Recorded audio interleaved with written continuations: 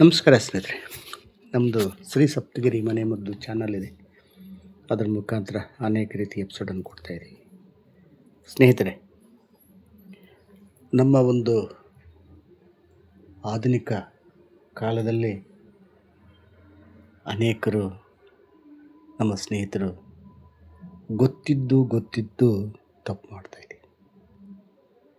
ವಿರುದ್ಧ ಆಹಾರಗಳು, ಆ ವಿರುದ್ಧ ಆಹಾರಗಳಿಂದ ನಮ್ಮ ದೇಹ ಕೆಡ್ತಾ ಇದೆ, ನಮ್ಮ ಆಯುಸ್ಸು ಕಡಿಮೆ ಆಗ್ತಾ ಇದೆ.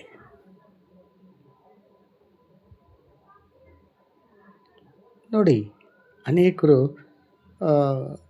ಗೊತ್ತಿರ್ತದೆ ಅವ್ರಿಗೆ, ಆದರೆ ಟೇಸ್ಟಿ, ಅದು ರುಚಿ ಬೇಕು ಅಂತ ಹಾಲು ಕುಡಿತಾ ಈ ಈರುಳ್ಳಿಯಲ್ಲಿ ಮಾಡಿರ್ತಕ್ಕಂತಹ ಬಜ್ಜಿ ಬೋಂಡವನ್ನು ಸೇವನೆ ಮಾಡ್ತಾರೆ. ಅದು ವಿರುದ್ಧ ಆಹಾರ. ಅದು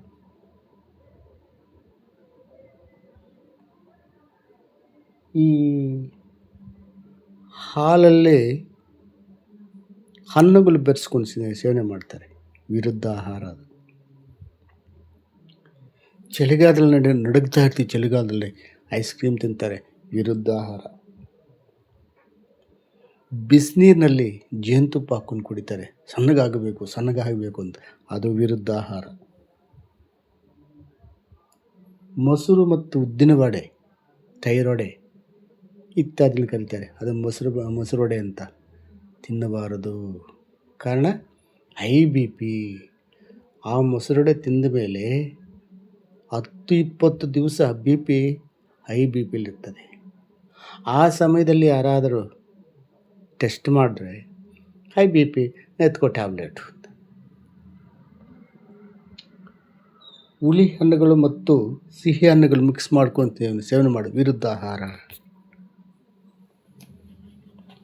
ಮೀನು ಮತ್ತು ಹಾಲು, ಈ ಮೀನು ತಿಂದ ಮೇಲೆ ಅಟ್ಲೀಸ್ಟ್ ಒಂದು 3 ಅವರ್ ಆದರೂ ಬಿಟ್ಟು ಹಾಲು ಕುಡಿಬೇಕು.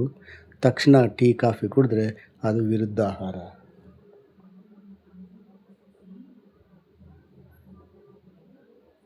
ಇಂತಹವನ್ನು ನಾವೇನು ಮಾಡ್ತಾಯಿದ್ದೀವಿ, ಬೇಕಂತ ಆಹಾರಗಳೆತ್ಕೊಂಡು ನಮ್ಮ ಆಯುಸ್ಸು ಕಡಿಮೆ ಮಾಡ್ಕೊಂಡು, ಈ ರಾತ್ರಿಯಲ್ಲಿ ಅತಿಯಾಗಿ ಊಟ ತಿನ್ನೋದು, ಗಂಟಲು ತನಕ ಬರಬೇಕು, ಅಲ್ಲಿ ತನಕ ತಿನ್ನೋದು, ಅದು ವಿರುದ್ಧ ಆಹಾರ ಆಗುತ್ತೆ. ಮತ್ತು ಕೆಲವರು ಈ ಬಾಳೆಹಣ್ಣನ್ನು ಮೊಸರಲ್ಲಿ ಮಿಕ್ಸ್ ಮಾಡ್ಕೊಂಡು ಟೇಸ್ಟಿಗೆ ಅಂತ ತಿಂತಾರೆ, ಅದು ವಿರುದ್ಧ ಆಹಾರ.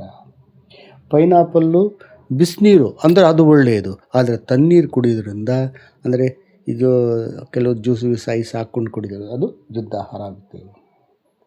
ಹಾಲು ಉಪ್ಪು, ಅಂದರೆ ಈ ಕಾಫಿಗೆ ಉಪ್ಪು ಹಾಕ್ಕೊಡ್ತಾರೆ ಟೇಸ್ಟ್ ಚೆನ್ನಾಗಿ ಬರಲಿ ಅಂತ, ಅದು ವಿರುದ್ಧ ಆಹಾರ. ಕಡಲೆಕಾಳು ಮತ್ತು ನೀರು, ಅಂದರೆ ಕಡಲೆ ಬೀಜ ತಿಂದು ನೀರು ಕುಡಿಬಾರ್ದು, ಅದು ವಿರುದ್ಧ ಆಹಾರ ಆಗುತ್ತೆ. ಈ ಮೀನು, ಮಾಂಸ,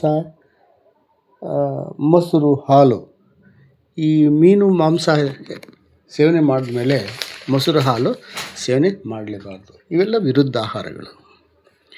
ಈ ವಿರುದ್ಧ ಆಹಾರಗಳನ್ನು ನಾವು ಯಾವಾಗ ಬಿಡ್ತೀವೋ ಆಗ ನಮ್ಮ ದೇಹ, ನಾವು ಆಯಸ್ಸು ಎಲ್ಲ ಚೆನ್ನಾಗಿರ್ತದೆ.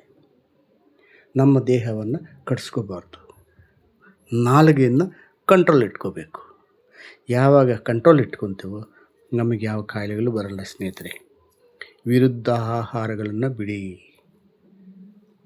ಮತ್ತು ಅನೇಕ ಸಾರಿ ಹೇಳಿದ್ದೀವಿ, ನಮ್ಮ ವಿಜ್ಞಾನಿಗಳು ಹೇಳಿದ್ದಾರೆ, ಈ ಥಮ್ಸಪ್ಪು, ಕೋಕೋ-ಕೋಲಾ ಗಿಡ ಈ ತರಕಾರಿಗೆ ಕೆಲವೊಂದು ಪೆಸ್ಟ್ ಅಂತ ಇನ್ಸೆಕ್ಟ್ ಬೀಳ್ತವೆ, ಅದಕ್ಕೆ ಸ್ಪ್ರೇ ಮಾಡ್ತಾರೆ, ಅವು ಸತ್ತೋಗ್ತವೆ. ಅಂದರೆ ಅದರಲ್ಲಿ ವಿಷಕಾರಿ ಅಂಶ ಜಾಸ್ತಿ ಇರ್ತದೆ.